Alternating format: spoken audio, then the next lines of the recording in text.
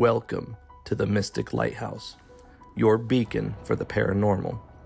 Each week, we will explore a grab bag of different cryptid sightings, hauntings, UFO encounters, and various other true tales that are sure to leave you questioning, what are you willing to believe?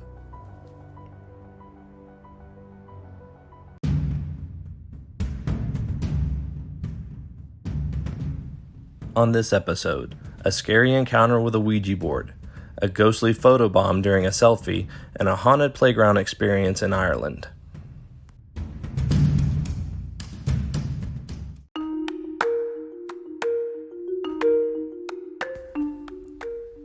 Our first story is from Anonymous, and it includes their experience involving a Ouija board with a questionable sense of humor.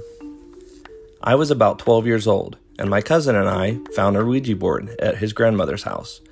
We began playing with it, testing each other to see if one of us was moving the planchette.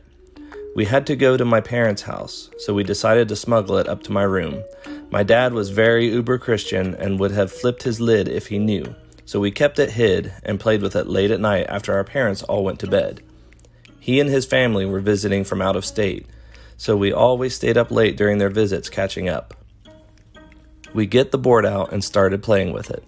I get the bright idea to ask questions just in our minds, so the other person can't hear it. It worked. Emboldened, I get the idea to ask it for the daily pick 3 number for the next day.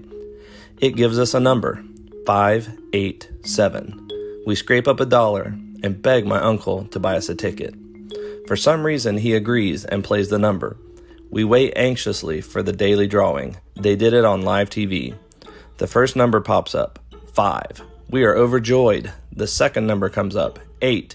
We really are getting excited. $500 is a lot of money for poor kids like us. One more number. We are already spending it in our minds. The excitement reaches a fever pitch. The last number, 6. We are so disappointed. So close. That night, we go back to the Ouija board and tell it that it was off by one number. Its reply, ha ha. Never touched one again. We were mortified and got rid of it. I am still creeped out by Ouija boards to this day.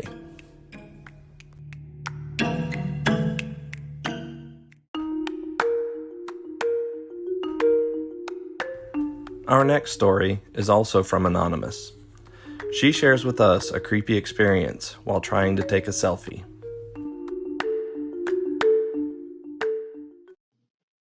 Hi. I have a lot of paranormal stories, but one of the ones that has really stuck with me, really simple. I was living with my parents at the time, and they were gone for the day. I had the day off because I was about 18 and I was working at a drugstore at the time, and I decided that I wanted to play around with makeup. And after I played around with the makeup, I wanted to take some selfies to show it off online.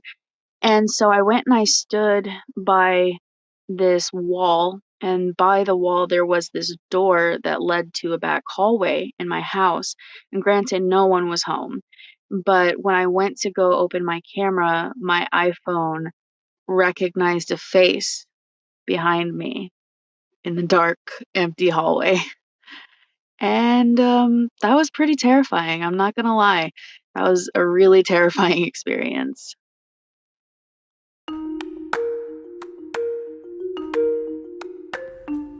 Our final story is from Owen, all the way from Ireland, with his ghostly playground experience.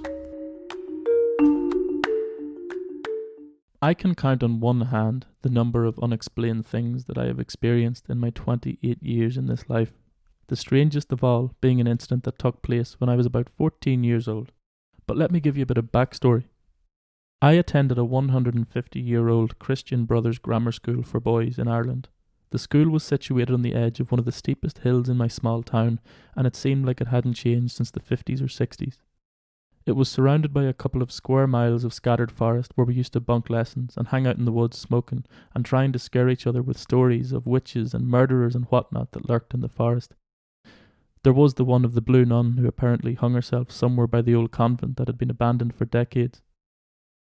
I was raised in a household where sharing ghost stories of old Ireland was commonplace, so I never got too bothered by the stories, and it never stopped me from sitting in the woods with my Nintendo while evading a double period class of physical education. I remember the morning it happened clearly. Dad would usually drop me to school before he had to go to work, but this morning both Mum and Dad were heading off for a week's vacation. But they had to get to the airport for a very early flight, so they thought they could hit two birds with one stone and drop me to school on the way. I had to get up earlier than usual, and ended up arriving at school an hour earlier than when even the early arrivers would arrive. Classes began at 8:45, but I was there at 6:30 when the only people in the school grounds were the two caretakers who were probably further up the hill in some of the outbuildings turning on the heating for the day's lessons. It was the end of the school week on a freezing and dead January morning. I remember feeling a bit on edge on the school grounds being alone so early. I hugged my parents, said my goodbyes as they drove off and left me sitting on a bench where the bus stop was. I didn't have my Nintendo with me this morning. I remember sitting there, fumbling with my thumbs and picking old bags of sweets from the roof of the bus shelter and being surprised to read that the best before end date was back in the 90s. Best before end dates always fascinated me, still to this day. I remember staring up at my school. It was lit only by the morning moonlight. I remember the silence in the air. There was nothing to be heard. No sound of commuters going to work, no workmen, no wind, rain, nothing. I felt a sudden sense of detachment and unease, so I remember sifting through the breast pocket of my blazer for my phone at the time, probably a Nokia 3310, and trying to play Snake or make a ringtone to distract myself from the morning darkness. Suddenly, I heard a basketball bounce no more than a foot or two away from me in the playground opposite the bus shelter. Then immediately after, I heard hundreds of school children playing in the yard, whizzing past me laughing, and the sound of footballs and footsteps running everywhere.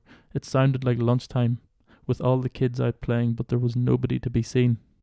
It lasted for about maybe half a minute, and then stopped immediately. I remember running aimlessly around the bus shelter, freaking out and trying to rationalise what I had just witnessed.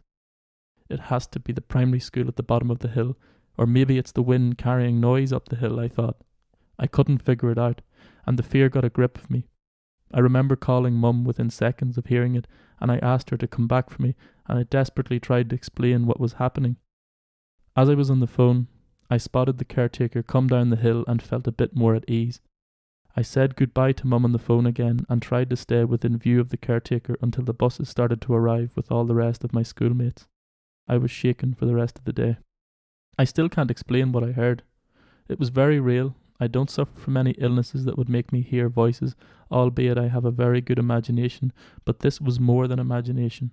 I know what I heard, but to this day I haven't a clue how I heard and almost physically felt as though I was surrounded by hundreds of school children, but nobody was there. Thank you for joining me on this episode of The Mystic Lighthouse. Join me next week for all new stories, and if you have any stories you'd like to share, you can contact me at themysticlighthouse@gmail.com.